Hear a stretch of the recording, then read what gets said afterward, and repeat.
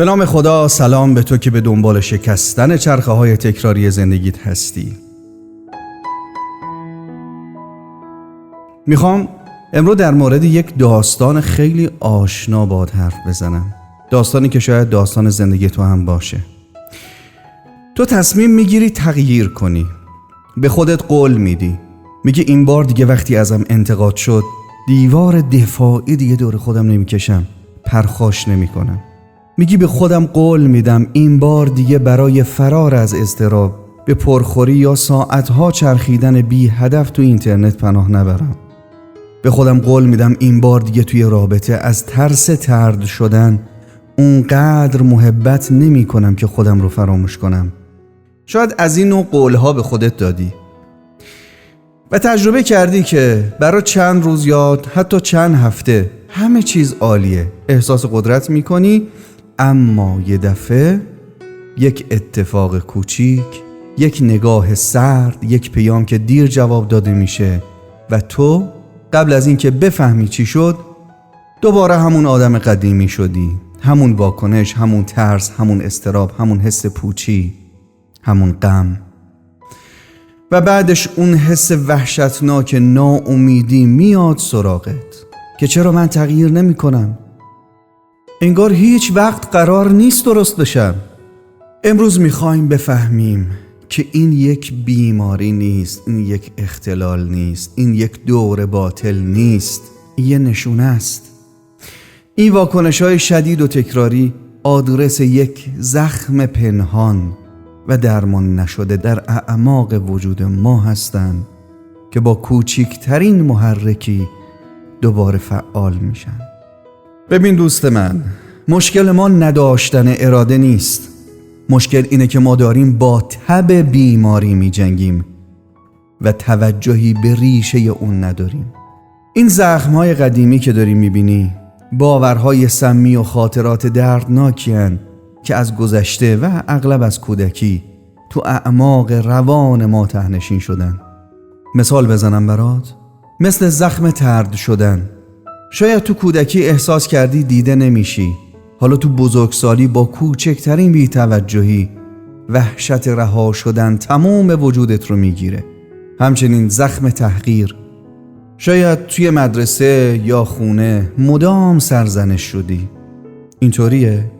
به همین خاطره که حالا تو بزرگسالی یک کمالگرای بی‌رحمی شدی که از ترس اشتباه کردن هیچ کاری رو شروع نمی‌کنه. یا زخم بی‌ارزشی. شاید به تو این حس رو دادن که فقط وقتی دوست داشتنی هستی که نیازهای بقیه رو برآورده کنی. حالا هم تو بزرگسالی نمیتونی نه بگی. این واکنش‌های امروز ما صدای درد یک کودک تنها در گذشته است. راه حل اینه که اون کودک رو پیدا کنیم و بهش بگیم من اینجام، تو دیگه تنها نیستی. حالا میخوام با یک تمرین که میشه اسمش رو تمرین شفابخش گذاشت این زخم‌ها رو لمس کنیم و مرهمی روشون بذاریم. پس یه جایی راحت بشین، چشماتو ببند و اولین قدم رو بردار. اولین قدم اینه، یکی از همین الگوهای تکراری و دردناکت رو انتخاب کن، همون واکنش که ازش خسته‌ای. بریم برای قدم دوم. حالا مثل یک کاراگاه رد این حس رو بگیر و به گذشته برو. اولین و قدیمی ترین خاطره ای که یادت میاد و این حس بد در اون وجود داشت رو پیدا کن. نمیدونم، شاید یک صحنه از کودکیت باشه، هر چه که هست فقط ببینش، اصلا هم قضاوتش نکن، اصلا هم تحلیلش نکن. بریم برای قدم سوم. حالا تو با همین سن و آگاهی امروزت وارد اون صحنه قدیمی شو. مثل یک حضور مهربان و قدرتمند برو کنار اون کودک تنها و ترسیده، کنار اون خود کوچیکت. کنارش نشستی، قدم چهارم رو بردار، زانو بزن کنارش، توی چشمهای معصومش نگاه کن و با تمام عشقی که داری حرفهایی که اون روز نیاز داشت بشنوه رو بهش بگو. بهش بگو من اینجام، تو تنها نیستی و این اتفاق تقصیر تو نبود، تو هیچ اشتباهی نکردی. تو باهوشی، تو دوست داشتنی و بی نهایت ارزشمندی، دقیقاً همون طوری که هستی و من ازت محافظت میکنم. دیگه هیچ کس نمیتونه بهت آسیب بزنه. گفتی بهش؟ الان نوبت قدم 5. حالا دست اون کودک رو بگیر و با خودت از اون خاطره یخ زده بیارش بیرون. بیارش به زمان حال، به همین جایی که الان نشستی. در آغوشش بگیر و بهش بگو به خانه امن خودت خوش اومدی. حس کن که اون کودک زخمی با تمام قدرتش تو قلب تو آروم میگیره و با تو یکی میشه. حالا آروم چشمهاتو باز کن. با این کار تو داستان رو عوض نکردی، بلکه تو پایان داستان رو عوض کردی. تو به گذشته برگشتی و خودت رو نجات دادی. اما حالا شاید اون سوال بزرگ و سنگین بیاد سراغت. سوال چیه؟ اصلاً چرا؟ چرا من باید تو کودکی از طرف کسایی که باید پناهگاه هم می بودن زخمی می شدم؟ حکمت این رنج چی بود؟ سوال درستیه. شاید سال هاست به این سوال فکر می کنی و به جواب نرسیدی. این سوال جوابای متعددی میتونه داشته باشه. بیا از چند پنجره مختلف بهش نگاه کنیم. پنجره اول تفاوت در ادراکه. یعنی چی؟ توضیح میدم. شاید تو از ابتدا با یک قلب حساستر به دنیا اومدی، روحی که مثل یک گیرنده قوی ظریفترین امواج احساسی رو دریافت میکرد. شاید حرفی که برای یک کودک دیگه یک نسیم ساده بود، اما برای تو یک طوفان احساس میشد. نگران نباش، این یک نقص نیست، این یک استعداد عمیق حس کردن که شاید اون موقع کسی نمیدونست چطور باهاش رفتار کنه. اما پنجره دوم یا زاویه نگاه دوم داستان انتخاب هاست. منظورم اینه که میشه اینجوری هم دید. شاید این داستان تلخ انتخاب های انسان هاست. شاید پدر و مادر ما هم خودشون کودکانی زخمی بودن که هیچ وقت شفا پیدا نکردن و ناآگاهانه اما خیرخواهانه زخمهاشون رو به ما منتقل کردن.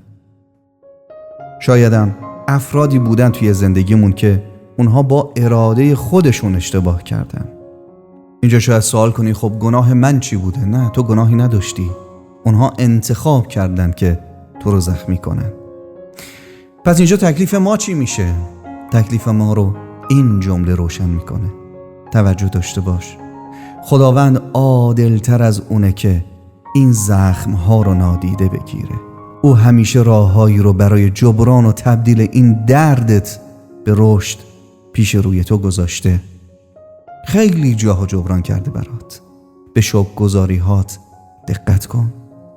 خدا به خاطر این که ناخواسته زخمی شدی توی زندگیت متعدد جبران کرده. بریم سراغ پنجره سوم یا زاویه نگاه سوم که عمیق ترین نگاهه. میشه اینجوری هم فکر کرد. تا حالا به یک درمانگر واقعی فکر کردی؟ یک درمانگر میتونه تمام کتاب‌های دنیا رو بخونه، اما تا وقتی خودش طعم یک درد عمیق رو نچشیده باشه کلماتش فقط اطلاعات، نه شفا. اما درمانگری که خودش از دل یک زخم بزرگ بلند شده، اون دیگه فقط از روی کتاب حرف نمیزنه، اون از جای زخمهاش حرف میزنه.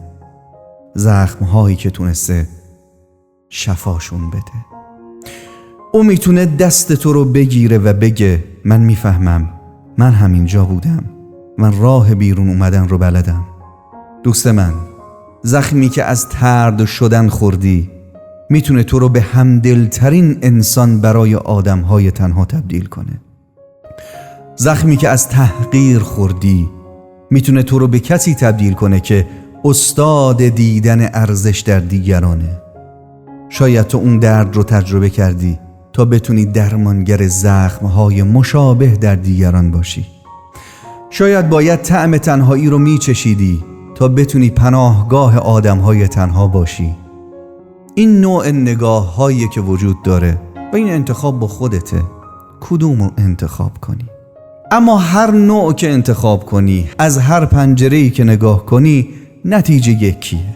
زخم‌های تو نقاط ضعف تو نیستن، بلکه چشمه‌هایی هستن که عمیق‌ترین چاه‌های حکمت و همدلی از اونجا می‌جوشه. زخم‌های تو نقاط ضعف تو نیستن، بلکه محل تولد منحصر به فرد ترین مرواریدهای تو هستن. این زخم‌ها تو رو صاحب قلبی کردن که درد دیگران رو بهتر میفهمه.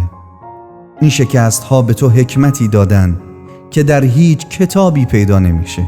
این رنج‌ها تو رو به یک کیمیاگری تبدیل کردن که میدونه چطور از دل تاریک ترین دردها درخشان ترین گوهرهای همدلی، قدرت و بخشش رو بیرون بکشه.